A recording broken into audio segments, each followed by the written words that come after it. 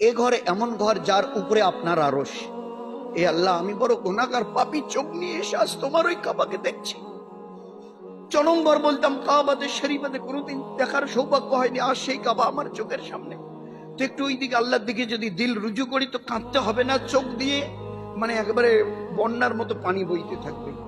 মাতাব বলা হয় কাবা শরীফের ওই যে প্ল্যাটফর্মটা, ওটাকে মাতাব বলা হয়। আমি এখানে মাতাবে এবারে সিঁড়ি ধরে নিচে নেমে এখানে দাঁড়িয়ে আছি, সামনে কাবা আমার।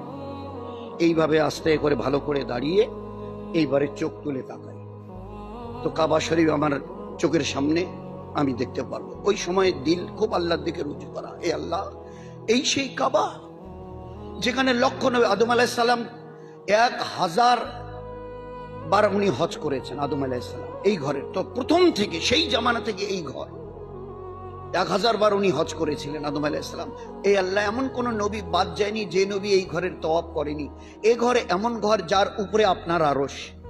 এ আল্লাহ, আমি বড় গুনাহগার পাপী, চোখ নিয়ে এসে আজ তোমার ওই কাবাকে দেখছি।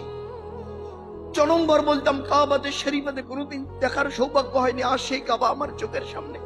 তো একটু ওই দিকে আল্লাহর দিকে যদি দিল রুজু করি তো কাঁদতে হবে না, চোখ দিয়ে মানে একেবারে বন্যার মতো পানি বইতে থাকবে। ওই সময় কাবাকে যখনই চোখের দিকে আস্তে করে মাথা তুলে দেখলাম, দেখার সঙ্গে সঙ্গে এবারে আল্লাহু আকবার, আল্লাহু আকবার, আল্লাহু আকবার, লা ইলাহা ইল্লাল্লাহ, লা ইলাহা ইল্লাল্লাহ, লা ইলাহা ইল্লাল্লাহ, আলহামদুলিল্লাহ, আলহামদুলিল্লাহ, আলহামদুলিল্লাহ। এই তিনবার কবার হলো ভাই? এই 9 বার রফাদাইন আমাকে করতে হবে। যখন এই কাবার দিকে মুখ তুলে চাইবো, যেই এবারে কাবাকে দেখে ওই 3 বার 9 বার রফাদাইন করতে হবে।